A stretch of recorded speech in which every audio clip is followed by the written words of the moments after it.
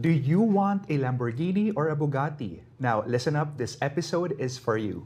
Hello and welcome to Newsbreak Chats. I'm Ralph Rivas. No, we're not giving away those cars, but if you recall, naging usap-usapan kamakailan ang dalawang smuggled ultra-luxury cars na nakalusot sa mga otoridad.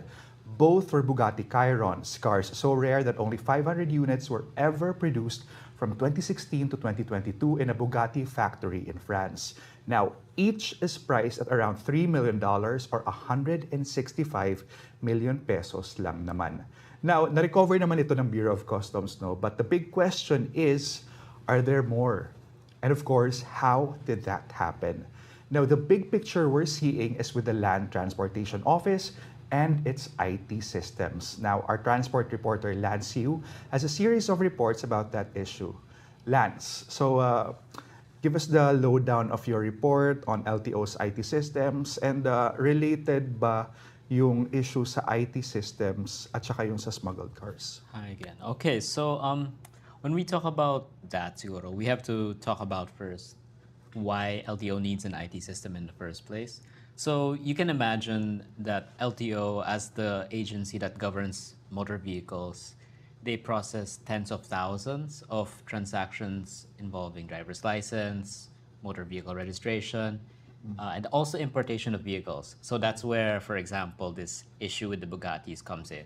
So for example, with that, what happened was those Bugattis were smuggled in, and then because of the way LTO is set up with two IT systems, they were able to register it in the old IT system, which has fewer safeguards, right? So once that was in, that's where the sort of fraud happened. So that's the first point. There are two IT systems right now. And that really started way back 1990s when Stradcom first got the contract to maintain an IT system. And then just to give a bit of history, after that in 2012, which was when around the time that Stradcom's contract will end, the government started looking naman for a different IT provider. And then it took some time. Long story short, Dermalog, which is the one that heads a joint venture that eventually won the contract to get this new IT system, that only happened, they won it in 2018. So that was the time when it started becoming two IT systems, right? You had the old one with Stradcom and then this new one. No, so I think the question there is, bakit nandyan pa si Stradcom? Kasi there's a new one na. So why did the LTO keep these two systems? Okay, so yeah, that's the question, yeah, the million-dollar question. Yeah. So yeah, actually, there's an agreement with the government already. Back in 2016, they signed Stradcom and LTO. They signed an agreement, a phase-out agreement. That's the term that's on the contract, a phase-out agreement that's supposed to help transition from one system to another. So it's sort of expected naman that at one point you're running two systems at the same time while you're trying to synchronize everything, get all the processes that's available on this one also on the new system. So there's that. But the question is, why is it taking so long? 2016 all the way until now, there's still two systems. Why hasn't one been phased out? So that's what everyone's looking at. So what are your thoughts upon hearing na parang, dalawa pala to and it's basically causing a chaos? I mean, it's too hard not to ignore, right? I mean, two systems and basically processing, the same set of data, right? So yeah, what are your thoughts on that? So I think the reason why this sort of went under the radar for some time is because it's not very visible, right? When you think IT systems, right? It's meant to be there in the background. Yeah. And then because it still runs, right? The LTO still runs. It still works. Everything still happens. But the thing that people don't see is the inefficiencies. You have two ID systems, and then you have the problem of synchronizing all the data, making sure everything that's on one is on the other, and also that you don't leave loopholes for fraud. So the reason why it's being revived right now, diba, is because there's a Congress hearing about this, and also because the LTMS, the new system, is nearing completion. So now there's sort of pressure to finally decommission the old system. So the LTMS is with Dermalog. Yes. Yeah. So ano bang now after again, I mean, obviously, this is not really the first time na somebody has pointed this out, right? That there are two systems. But uh, after publishing these stories, no, what did the concerned agencies say that bakit nila, why did they keep these two systems in the first place, and what's taking it so long? I mean, you already mentioned na, I mean, what yan yung tinatanong ng lahat, right? But what were the concerned agencies saying? Okay, so the reason why they have two systems, right? Why it's still happening that way is because yun nga, they're trying to synchronize it. The reason naman why it's taking so long is because parang the government itself has differing Slow. that too, and they have differing approaches on how to solve this dual system thing. So, for example, LTO has been not LTO, but the DOTR, the mother agency of LTO, is pressuring Stradcom to hand over the data para, you have everything that's in the old system in the new system. Whereas when you ask naman the Congress, which is having hearings right now on this issue, some congressmen are pushing to have the current system, the current contract that governs this IT system to be canceled. So if that's canceled, then what happens to the LTO? Diba? What sort of fallback system do they have? And they mentioned that perhaps the old system, Stradcom, can take over. So there's conflicting views on how to go about this problem, and I think that's adding to the delay also. Yeah, okay, sige. So let's leave muna temporarily yung fiasco on the two systems, no? Pero I think what our viewers are really looking at is, so what? I mean, bahala na sila mag-away-away as long as, it's admittedly para na siyang way of life na in Philippine politics and Philippine government. So anong impact nito sa ordinary Filipinos? Okay, so that's also one of the problems that we've had with this. Diba? It's very invisible. In fact, when you go to the LTO, when you, for example, renew your license, or a better example maybe is renewing your motor vehicle registration, you won't know, diba? You won't know which system was used to process your transaction. Is it the old system? Is it the new system? But there's a very clear cost to the motorist, literally a cost to the motorist. So if they renewed your renewed your vehicle registration using Stratcom, there's an additional 169 peso computer fee. So there's that. Why? So you don't know which system yung say halimbawa if I buy a car now today, tapos I need to have that registered. So I won't know kung which system ipapasok ng LTO, right? Yeah. So, and then after that, there's gonna be a fee. Yeah, you're just gonna see in the receipt, yun nga, literally comp fee tapos 169. So and then I mean, this is so also yun 169 pesos plus I don't know how the delays naman are they will there be? Yeah, there's the possibility of delays also because like I mentioned earlier, not all the data that's in Stradcom is in Dermalog, right? That's why they're trying to synchronize these two.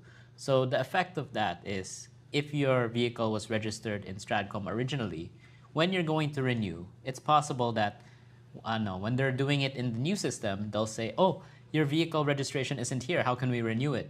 So when that happens, they have to request the data, and it's a process that takes at least 2 weeks. So you have to wait an extra 2 weeks just to register your vehicle because of the unsynchronized data. Yeah, so I think that's the hope that our audience is So dapat talagang tutukan to. But ikaw, Lance, what are you seeing after this? Mas responsive na ba ang government agencies? Were they more kasi usually when you investigate stories, mahirap makipag-usap minsan ipiping-pong ka ng different government agencies, right? But with this one coming out, are the officials more receptive? Sumasagot ba sa tawag? Okay, so making this story in the first place, it took a really long time. So I think I started around February, something like that. So all in all, mga 3 months or so. And a lot of that was trying to actually talk to people, trying to get the documents to support this. Ayun, and it was difficult, but luckily I think there is some progress. For example, just a few days ago, we were able to obtain a letter from the OTR, from the Transportation Secretary, si Jaime Bautista, who wrote to Stradcom and requested, uh, and I quote, immediate transfer of all LTO related data as agreed upon in the phase out agreement. So that's a big first. This is the first time that the OTR secretary has written to Stratcom to request this. So there's some progress, and that letter came out a few days actually after our story Ah, broke. So yeah. okay. So, kahit papaano naman, I mean, I think that's our goal naman as journalists, right? Not just, writing and then we move on to another story. We Yeah. really try to strive hard to have now impact. Now, before we go into the future of this fiasco, no, let's get to know first yung Stradcom and Dermalog. Can you tell us about these two companies? Who are the personalities? Kasi I'm trying to, ano ba, think then of their possible, links. Of course, politics and business are related. Yeah. So, for example, when we talk about Stradcom, Stradcom, ayun nga, like I mentioned, they got the original contract way back, 1990s. And if you look at the history of Stradcom, it's headed by the Kimbaos. So that was back in 1990s, all the way until now. And when they got the contract, it continued for a very long time, 1990s until 2012, around that time. And supposedly, that's the period when you transition into Dermalog naman. Dermalog, that one it's a German firm. So a German firm that's part of a joint venture. So it has partners here in the Philippines, and they're bringing this new system with the help of Dermalog as sort of the lead of this joint venture because I think Dermalog is known in Germany, for example, for their biometric systems, things like that. So that's the expertise they bring them onto the table. So, I mean, why did the government have to bid out the ano? I mean, hindi ba pwedeng si Stratcom na lang all the way and, maybe they dapat nagbid na rin sila and, I mean, what happened? I don't have the exact quote here, but way back when they were looking for a new system, the reasoning was that the old system, DAO, which is Stratcom's, was not responsive anymore to the times. And I think they were looking at that time to digitalize, to make things more efficient. For example, to offer services, renewals like that over the internet. So like you can just do it, transact over the internet. Of course, that also helps with corruption, fraud, but you can't bribe someone through the internet. There's less instances of that. And that's something Stratcom can't do. So when they were bidding out for a new system, they were looking specifically for this, to build a system that can, for example, link to other agencies and also enable you to transact online. Yeah, so, but what about Dermalog? Do they have their own set of problems? Well, yes, there are also, for example, in the Congress hearings that were brought up recently, several congressmen were harping on a COA report supposedly detailing some, I forgot the exact wording, but there were some deliverables that were not given by given by Dermalog, despite the fact that there were several extensions given to Dermalog. So, for example, there's that issue. They were also talking about the issue of payment gateways for Dermalog, although the problem with this is that even if there's this hearing in Congress, a lot of the parties there were also a bit hesitant to talk about the issue, and that's because this issue around LTO, Dermalog, like that, it's already before the Supreme Court. So some of them are saying that they don't want to comment and parang preempt what they're going to submit to the Supreme Court. So may issue din ganun. So, I also read in your story, you mentioned something about failed emission tests. Can you elaborate on that? Okay, so yes, that's actually one of the interesting things we got from the story that we made. When you're registering a vehicle, kasi, or renewing your registration, you need to pass the emission test. So basically, you have to go bring your vehicle, have it tested at the emission center, make sure that the CO2 levels like that, it's all within a certain range. Now, what happened was there's this vehicle this motorcycle that we were able to get the report of. They went there to the vehicle emission center, tested, and it failed.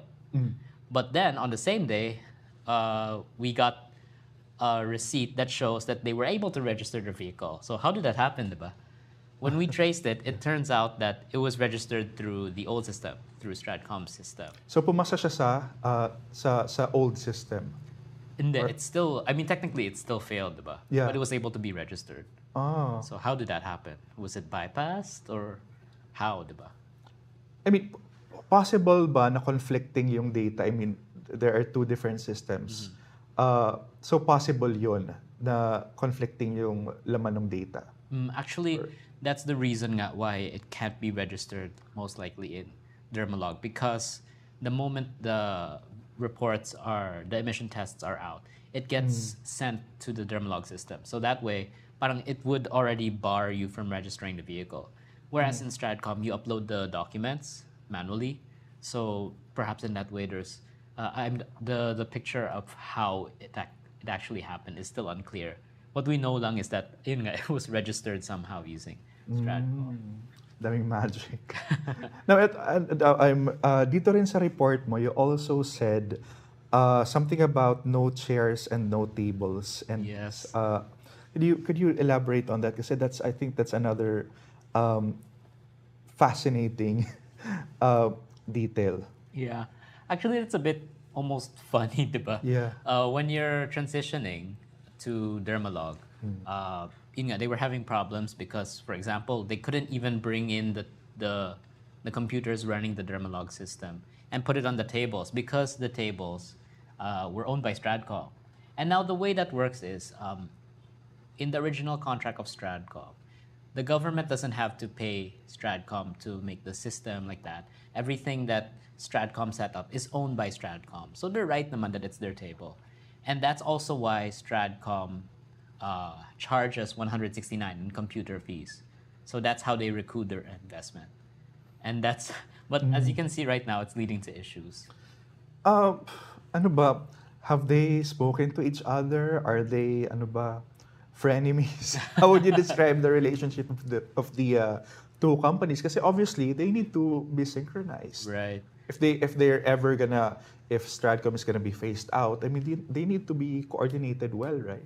Well, I think the relationship between them, I mean, it's inherently conflicting naman, diba? Because if Dermalog gets established as an IT system, that necessitates that Stradcom is out, right? Out of business. Right, exactly. But that's also, I think, the rationale why the LTO crafted yung phase-out agreement in the first place. Because if you read the phase-out agreement, some of the provisions there parang specifically instructs Stradcom to cooperate, to hand over the data, parang ganon. So they already anticipated that there would be tensions and things like this. Now, Lance, what's next after? I mean, of course, you're sticking to this story, and hopefully happy ending. Of course, for the benefit of the motorists, no. So, what's next? Sino mga kakausapin mo, and what do you expect now in the coming days, weeks, or months? Right. So I actually just a few hours earlier, I just came from the DOTR. And I was asking them about this issue as well. And they were mentioning that right now, the best they can do is to parang maintain the status quo, to have two systems at the same time, which is obviously not ideal, right? But they have to figure it out because they have to sit down with all the parties and figure out, okay, so which system do we go with? How do we transition? Things like that. I'm also going to meet with the LTO Assistant Secretary, si Asik Vigor Mendoza, tomorrow. So we're going to also hear LTO side on how to go about this. When it comes to the Congress hearing, that's expected to continue on. They're still scheduling another one. So wala pang schedule on when. But, it might take some time to actually resolve this. So, I think yung question ko is, sino ang dapat managot? tatanggal ba sa pwesto or whatever, who's gonna be in the hot seat. But I guess we just wait for what's next, diba? I mean, and watch the succeeding hearings and definitely read your stories, right? Right. Yeah, so again, that's all that we have for today. Thank you, Lance, for joining me. Now, if you want to continue the conversation, you can do so in the Money chat room of the Rappler Communities app. Download on your mobile by scanning the QR codes below. It's available for download on iOS and Android. Just register for an account and click on the Communities tab and join the Money chat room. Lance and I are there, so you can tag us and let's talk there. This has been another episode of Newsbreak Chats. Thanks for watching.